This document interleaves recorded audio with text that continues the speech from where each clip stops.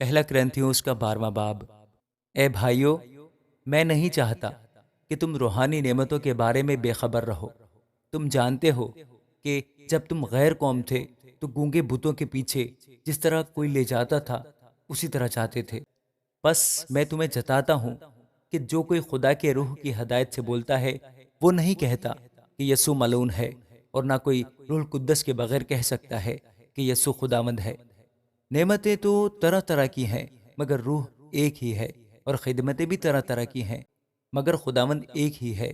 और तासीरें भी तरह तरह की हैं, मगर खुदा एक ही है, जो सब में हर तरह का असर पैदा करता है।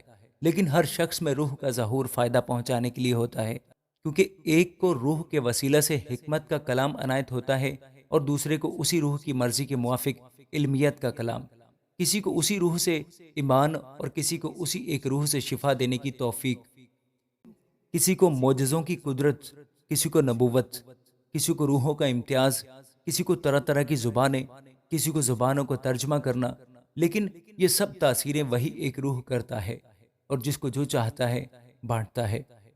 क्योंकि जिस तरह बदन एक है और उसके अज़ा बहुत से हैं, और बदन के सब अज़ा गो बहुत से हैं मगर बाहम मिलकर एक ही बदन है, उसी तरह मसीह भी है। क्योंकि हम सब ने ख्वाह यहूदी हों ख्वाह यूनानी, ख्वाह गुलाम ख्वाह आज़ाद, एक ही रूह के वसीला से एक बदन होने के लिए बपतिस्मा लिया, और हम सबको एक ही रूह पिलाया गया।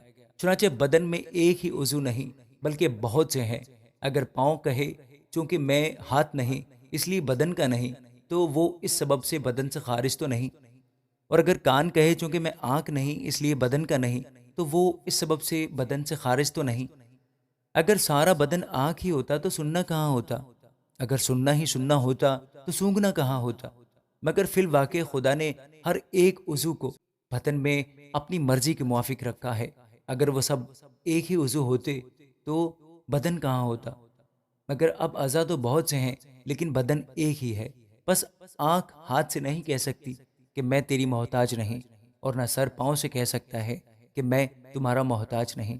बल्कि बदन के वो अज़ा जो औरों से कमज़ोर मालूम होते हैं, बहुत ही ज़रूरी है। और बदन के वो अज़ा जिन्हें हम औरों की निस्बत ज़लील जानते हैं, उन्हीं को ज़्यादा इज़्ज़त देते हैं।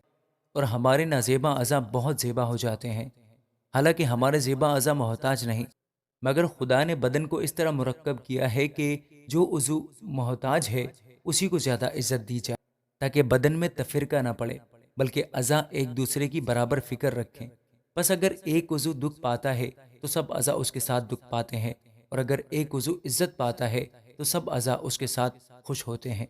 इसी तरह तुम मिलकर मसीह का बदन हो, और फर्दन फर्दन अज़ा हो। और खुदा ने कलीसिया में अलग अलग शख्स मुकर्रर किए, पहले रसूल, दूसरे नबी, तीसरे उस्ताद, फिर मोज़े दिखाने वाले, फिर शिफा देने वाले, मददगार, मुंतजिम, तरह तरह की जुबानें बोलने वाले। क्या सब रसूल हैं? क्या सब नबी हैं? क्या सब उस्ताद हैं? क्या सब मोज़ा दिखाने वाले हैं?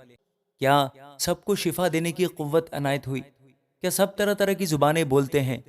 क्या सब तर्जुमा करते हैं? तुम बड़ी से बड़ी नेमतों की आरजू रखो, लेकिन और भी सबसे उम्दा तरीके मैं तुम्हें बताता हूँ। आमीन।